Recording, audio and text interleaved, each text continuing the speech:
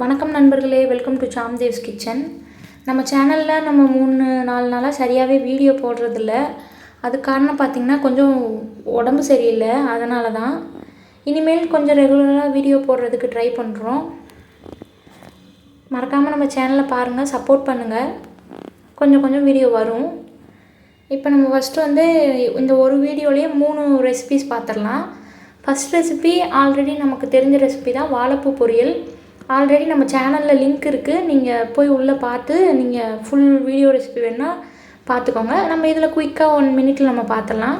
First கடாயில் எண்ணெய் சேர்த்துட்டு கடுகு கடலப்பருப்பு போட்டு பொரிஞ்சதும் சின்ன வெங்காயம் நல்லா குட்டி குட்டியாக கட் பண்ணிவிட்டு 2 பச்சை மிளகா கருவேப்பிலை சேர்த்து நல்லா தாளிச்சிக்கலாம். வெங்காயம் வணங்கட்டும். நல்லா வெங்காயம் வணங்கினதுக்கப்புறம் நம்ம வாழைப்பூ சேர்க்க போகிறோம். நம்ம வாழைப்பூ ஆஞ்சு நல்லா கழுவிட்டு தண்ணியில் மஞ்சத்தூள் மட்டும் சேர்த்து வேக வச்சு எடுத்து வச்சுருக்கோம். அதில் உப்பு போட வேணாம், நம்ம வெறும் வாழைப்பூவும் மஞ்சத்தூள் மட்டும் போட்டு வேக வச்சு எடுத்துக்கலாம். இப்போ வெங்காயம் நல்லா வணங்கினதும் நம்ம வேக வச்சு வச்சுருக்க வாழைப்பூவை சேர்த்துக்கலாம்.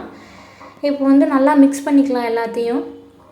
இந்த ஸ்டேஜில் தான் நம்ம தேவையான அளவு உப்பு சேர்த்துக்கிறோம். இதுக்கு முன்னாடி நம்ம எதுலேயுமே உப்பு சேர்க்கலை. இப்போ இதில் நமக்கு எவ்வளோ பொரியலுக்கு தேவையோ அவ்வளோ உப்பு சேர்த்துட்டு தேங்காய் பூ ஒரு அரை மூடி அளவு திருவி சேர்த்துக்கலாம்.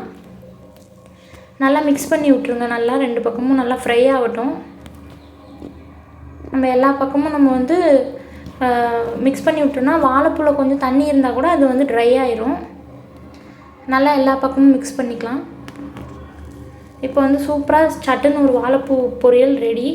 நீங்கள் வாழைப்பூ ஆஞ்சி வைக்கிறது மட்டும்தான் வேலை. நீங்கள் ரெடி பண்ணி வச்சுட்டு கட் பண்ணி வேக வச்சுட்டிங்கன்னா சட்டுன்னு ஒரு 10 நிமிஷத்துக்குள்ளே பொரியல் செஞ்சு முடிச்சிடலாம். ரொம்ப நல்லாயிருக்கும். நீங்கள் அதுவும் இந்த மாதிரி ட்ரை பண்ணி பாருங்கள், கண்டிப்பாக சூப்பராக இருக்கும். இது எல்லா வகையான குழம்பு, சாம்பார், ரசம், தயிர் எல்லாத்துக்குமே சூப்பராக இருக்கும். சட்டுன்னு நீங்கள் இந்த மாதிரி ட்ரை பண்ணி பார்த்தீங்கன்னா நல்லாயிருக்கும். ட்ரை பண்ணிவிட்டு எப்படி இருந்துச்சுன்னு கமெண்டில் சொல்லுங்கள். கடைசியாக கொத்தமல்லி தழை சேர்த்து ஒரு 2 கிளறி நம்ம பொரியலை இறக்கிக்கலாம். நம்ம அடுத்து பார்க்க போகிற ரெசிபி பார்த்திங்கன்னா பிரண்டை சட்னி. பிரண்டை சட்னின்னு சொல்லலாம், துவையல்னு சொல்லலாம். அதுக்கு நம்ம ஃபஸ்ட்டு பிரண்டையை நம்ம நீங்கள் தோல் உரித்து அதையும் நம்ம க்ளீன் பண்ணி வச்சுக்கலாம். உங்களுக்கு தெரியும்னு நினைக்கிறேன். இப்போ நம்ம கடாயில் எண்ணெய் சேர்த்துக்கலாம். இப்போ நம்ம பிரண்டை சட்னிக்கு ரெடி பண்ண போகிறோம். கடாயில் எண்ணெய் சேர்த்துட்டு எண்ணெய் சூடானதும் நம்ம உளுத்தம்பருப்பு சேர்த்துக்கலாம். நீங்கள் உளுத்தம்பருப்பு சேர்த்துக்கிங்கன்னா சட்னி இன்னும் சூப்பராக இருக்கும். நல்லா ஃப்ரை ஆகட்டும். ஃப்ரை ஆகிற ஸ்டேஜில் நம்ம பார்த்திங்கன்னா நல்லா ஃப்ரை ஆகிட்டு இருக்கட்டும். இப்போ நம்ம ஃப்ரை ஆகிட்டு இருக்கப்போ வரமிளகா சேர்த்துக்கலாம். காரத்துக்கு தகுந்த மாதிரி கூட குறைச்சி நீங்கள் சேர்த்துக்கலாம். அதுக்கப்புறம் பூண்டு அதுவும் சேர்த்துட்டு நம்ம க்ளீன் பண்ணி வச்சுருக்க பிரண்டையும் சேர்த்துக்கலாம். நல்லா மிக்ஸ் பண்ணிக்கோங்க. எல்லாத்தையும் சேர்த்து நல்லா வணங்கணும்.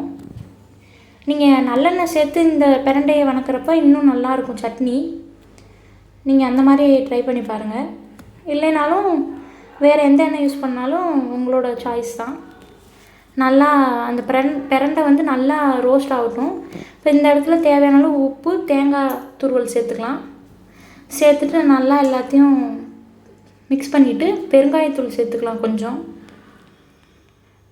மிக்ஸ் பண்ணி வச்சிடலாம். இப்போ ஓகே, ரெடி ஆயிடுச்சு. இப்போ அடுத்த ரெசிபி பார்த்திங்கன்னா நம்ம ரசம், கொள்ளு ரசம்.